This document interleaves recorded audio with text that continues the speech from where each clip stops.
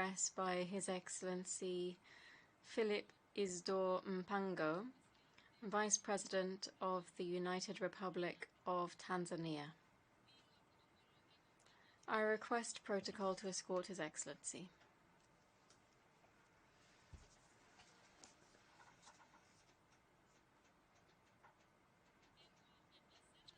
I have great pleasure in welcoming His Excellency Mr. Felipe IsdorMpango, Vice President of the United Republic of Tanzania. I invite him to address the Assembly. President of the United Nations General Assembly, Secretary General of the United Nations, Excellencies, Heads of State and Government, distinguished delegates. I wish to begin by conveying to this august body fraternal greetings from Her Excellency Samia Suluhu Hassan, President of the United Republic of Tanzania, who could not attend this year's session due to pressing national commitments.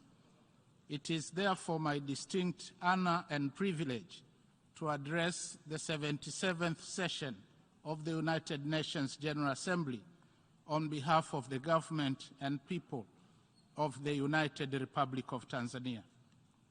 Let me join those who have spoken before me in congratulating you, Mr. President, on your election to preside over the 77th session of the United Nations General Assembly.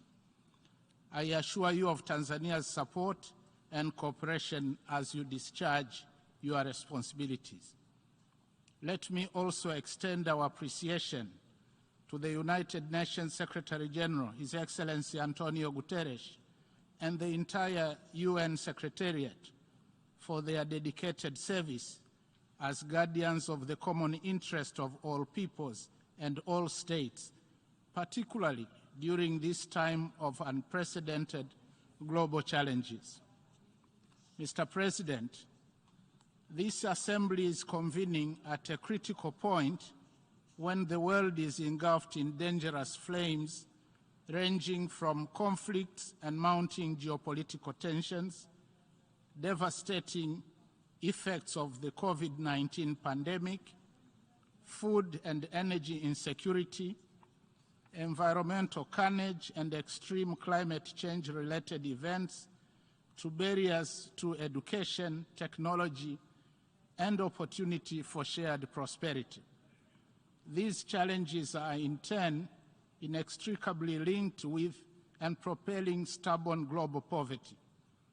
Furthermore, with only 8 years remaining before 2030, the world is still way off the mark in meeting many of the targets that we set in 2015.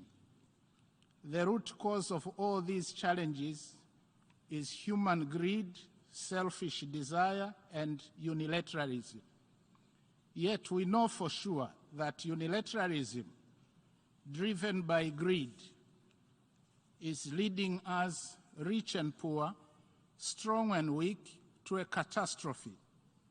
For it is now evident that these challenges have and continue to inflict enormous disruptive impacts on economies, ecosystems, and social lives worldwide, with sub-Saharan African countries and other developing countries being hit disproportionately.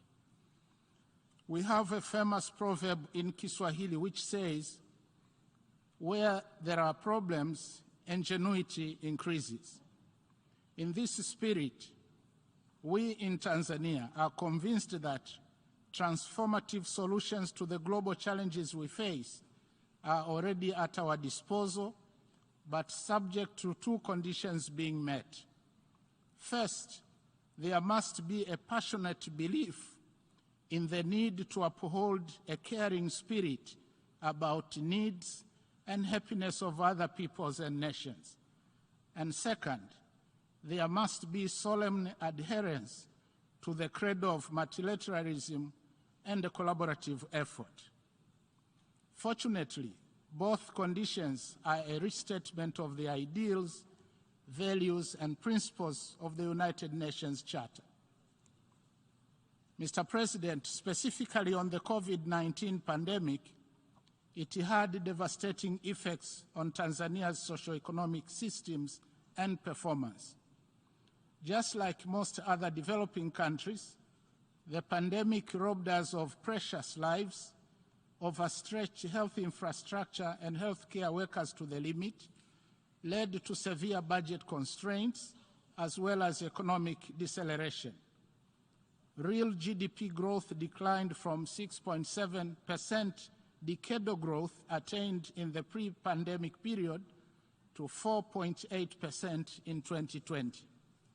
The key lesson we have learned from the COVID-19 pandemic is that the world needs to be better prepared in terms of national and global health systems to be able to handle future pandemics. This entails investing more in building health infrastructure and beefing up the health workforce, as well as enhancing national and regional capacity to manufacture drugs, supplies, vaccines, and medical equipment. In addition, Africa's marginalization in the provision of vaccines underscored the need for African countries to work together in the development and nurturing of indigenous solutions through joint medical and scientific research. The pandemic also brought to the fore the need to invest more in public health education, especially preventive medicine, to build individual resilience, including body fitness, healthy diet, and habits. However, I wish to acknowledge that although international support to Africa in taming the spread of the global pandemic through provision of diagnostic equipment, medicines, vaccine support programs, and financing came late, it was critical in winning the war against the pandemic. And therefore, Tanzania would like to thank all our development partners who have been working with us to deal with the pandemic and put the country on a bright post-COVID-19 recovery path. Currently, the government continues with the vaccination campaign, whereby, as of 11th September, we had already vaccinated 60.56% of the targeted population. Mr. President, with respect to climate change, we are indeed at a tipping point. The United Republic of Tanzania appreciates all individual efforts and other collective measures taken thus far in implementing interventions geared at upscaling, mitigation, and adaptation as stipulated in the Kyoto Protocol of 1997 and the Paris Agreement of 2015.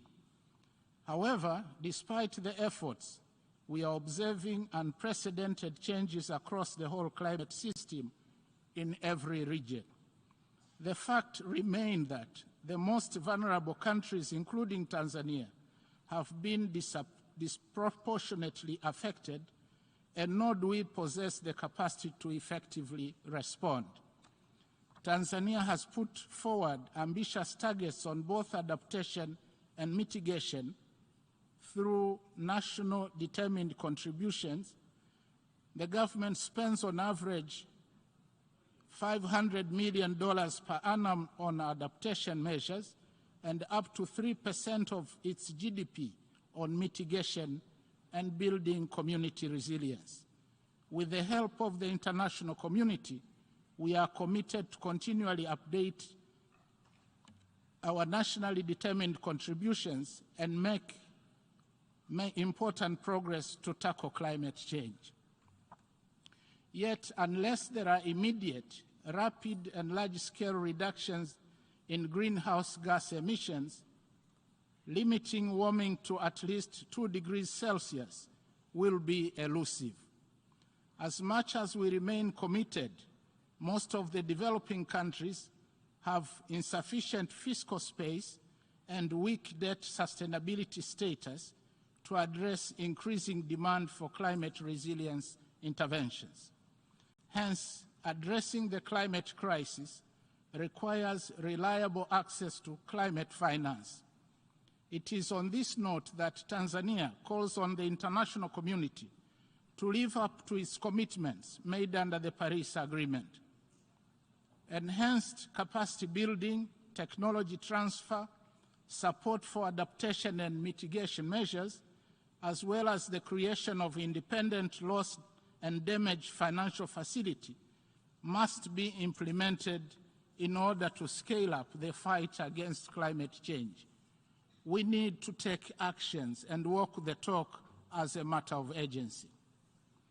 I must at this point emphasize that Tanzania and the rest of Africa need a just transition from fossil fuels to renewable energy. Africa must be given time to adjust, since the majority of Africans have no access to energy. The well-established principle of common but differentiated responsibilities and respective capabilities must be observed. In this regard, we call upon the lifting of opposition to global financing and implementation of transformative projects in our countries that aim to harness our hydrocarbon deposits for energy and other equally important uses to address our critical development needs.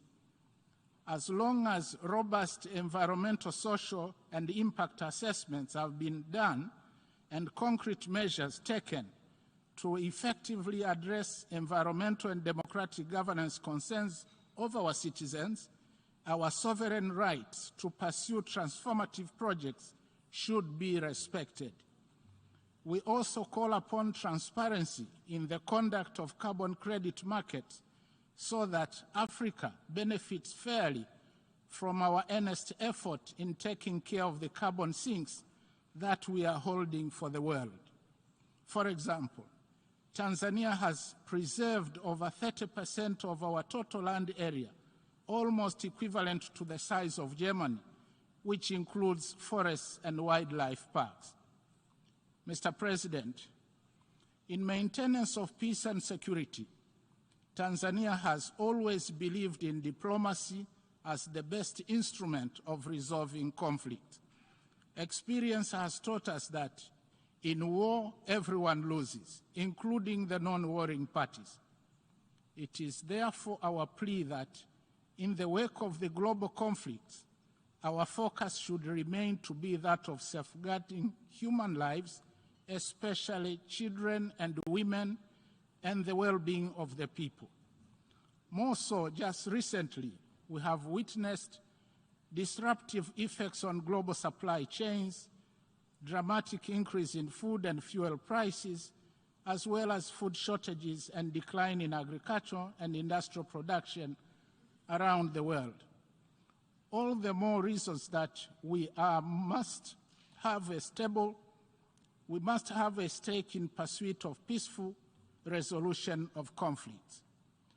As we do so, we must also leverage our abundant resources and human capabilities to address some of the impact. Mr. President, in the same spirit, peacekeeping operations remain one of the most dependable instruments for promoting world peace and security. Tanzania is proud to have contributed men and women in 5 out of the existing 16 peacekeeping missions across the world. Despite this state of affairs, Tanzania stands ready to contribute more if requested to do so. We also continue to actively participate in regional peace initiatives, and more so now in our capacity as a member of the African Union Peace and Security Council, as well as the East African Community and SADC. Hence, we call upon the United Nations to enhance its support to the regional efforts in peace building and peacekeeping. Mr. President, the credibility of the United Nations rests on a well-represented and responsive Security Council.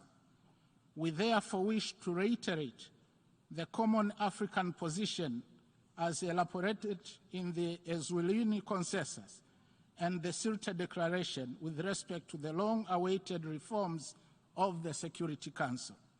It is well past time the United Nations Security Council reflected the present-day realities of the United Nations membership and not that of the 1940s.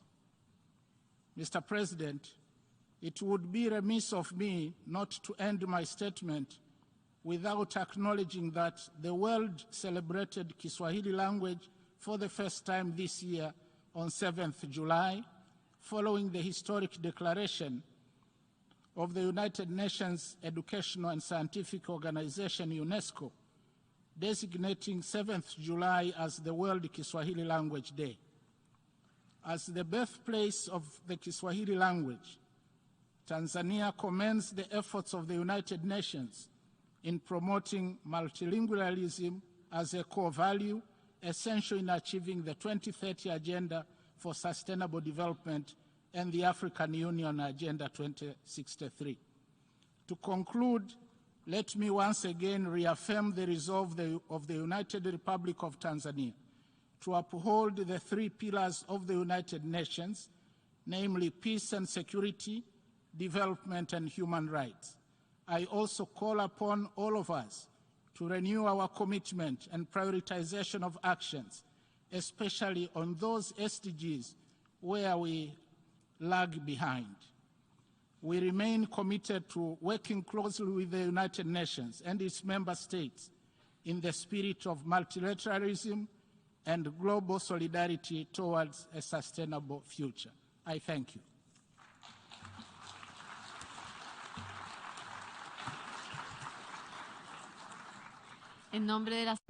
On behalf of the Assembly, I wish to thank the Vice President of the United Republic of Tanzania for the statement just made, and I request protocol to escort His Excellency. The Assembly will